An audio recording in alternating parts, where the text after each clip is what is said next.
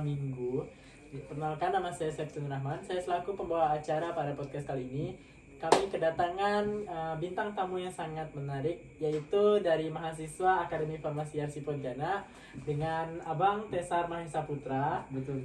Jadi di podcast kali ini kami akan membahas tentang spesialit dan terminologi medis dari sistem saraf pusat. Banyak nih komentar-komentar dari teman-teman, yaitu apa sih Bang sistem saraf pusat itu, dan apa yang Abang ketahui tentang istilah-istilah dari terminologi medis dari sistem saraf pusat itu, Bang Tesar.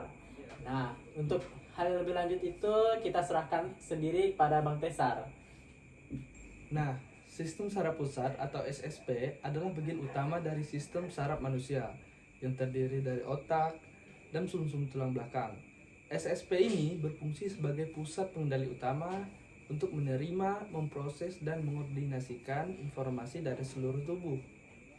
Nah, termasuk rangsangan sensori, gerakan sadar maupun tidak sadar, serta pengaturan berfungsi vital seperti pernapasan dan detak jantung.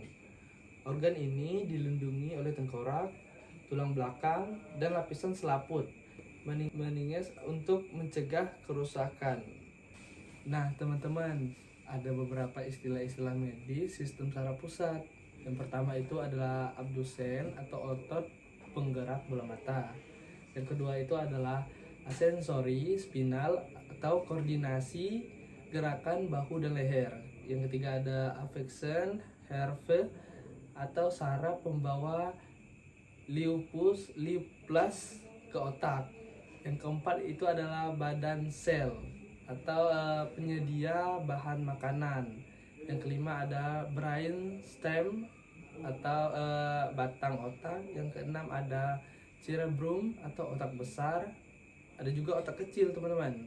Ini namanya cerebellum. Nah, itu otak kecil. Yang kedelapan itu cerebral palsy atau lumpuh otak. Yang kesembilan itu adalah kontrol nervous atau saraf pusat. Yang ke-10 itu adalah cranium atau tengkorak kepala. Yang ke-11 itu adalah caphalgia atau nyeri kepala atau sakit kepala. Yang ke-12 itu adalah dendrit, serabut sel saraf yang pendek dan bercabang. Yang ke-13 itu adalah depolarisasi atau periode penyembuhan setelah saraf mengalami depolarisasi. Yang ke-14 ada epileptis atau kelainan kemih sebagai serangan mendadak. Teman-teman, kelainan kronis sebagai serangan mendadak. Yang ke-15 adalah efektor atau bagian yang menanggapi rangsangan. Yang ke-16 ada facialis atau serabut motorik dan sensori. Yang ke-15 ada gua sel pendukung saraf.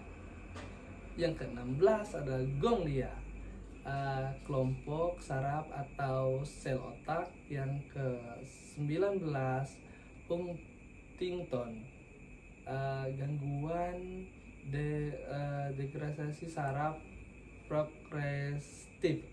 Apa itu? Progresif kalau nggak salah. Progresif ya teman-teman.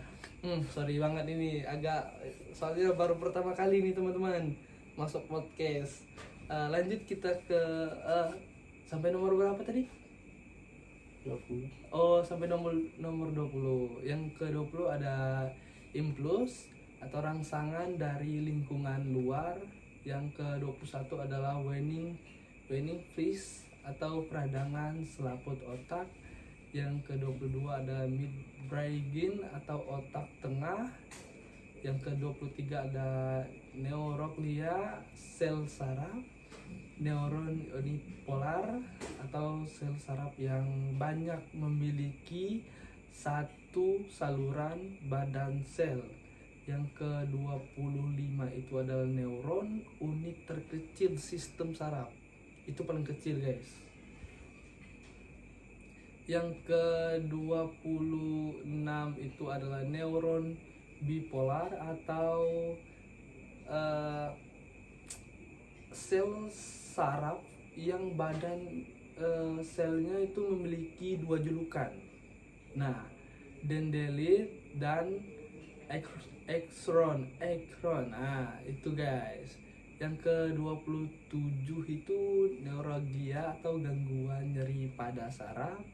Yang ke-28 itu neuron multipolar. Nah, neuron multipolar ini sel saraf yang memiliki badan sel dengan banyak julukan, guys.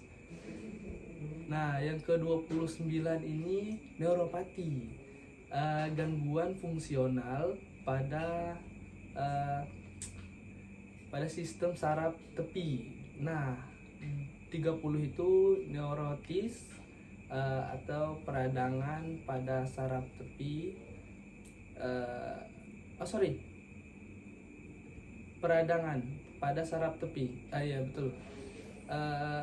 Ke-31 ada optikus, tremini impuls karena mata. Ke-32 itu ada plikus atau jaringan anyaman saraf. Teman-teman, yang ketiga itu peripheral neuros. Nah, peripheral neuros ini adalah saraf tepi, sama seperti yang radang tadi, tapi ini saraf tepinya. Oke, yang ke-34 itu pons atau jalur serabut saraf. Yang ke-35 itu adalah polarisasi atau keadaan saraf sedang istirahat atau tidak sedang menjalankan rangsangan. Yang ke-36 itu adalah repolarisasi atau periode penyembuhan setelah saraf mengalami dipolarisasi. Nah, yang ke-37 itu selaput mielin. Itu kayak nama teman saya. Selaput mielin ini adalah lapisan lemak putih melapisi akson. Nah, yang ke-38 strigos atau peradangan dan pembelahan jaringan. Yang ke-39 itu adalah saraf simpatik atau merangsang kerja organ. Yang ke-40 itu adalah parasimpatik atau menghambat kerja organ. Ke-41 sinaps, titik pertukaran antara dua neuron. Yang ke-42 itu adalah sinapsis. Sinapsis itu pertemuan antara ujung neurit di sel saraf satu dengan ujung dendrit di sel saraf lain. Nah, ke-43 itu saraf eferen. Saraf eferen itu membawa impuls saraf dari sistem saraf pusat ke efektor. Nah, kalau ke-44 itu saraf eferen. Saraf eferen ini kebalikannya lagi. Saraf eferen ini membawa impuls saraf dari reseptor ke sistem saraf pusat. Nah, jadi itu dua itu bolak-balik ya guys.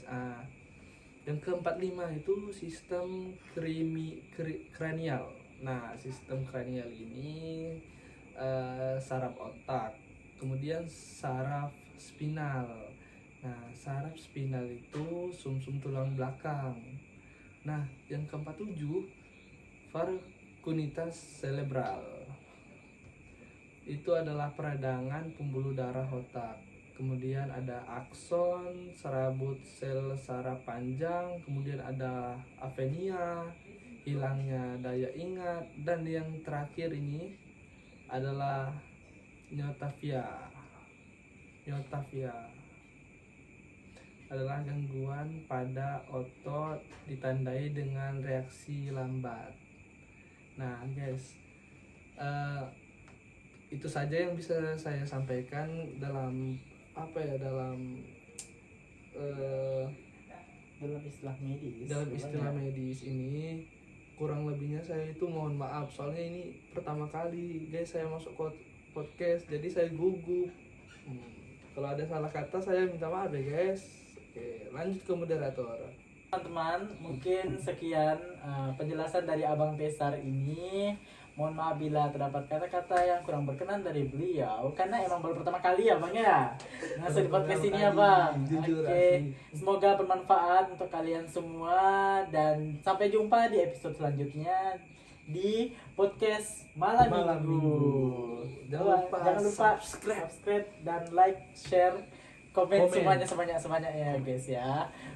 Dadah.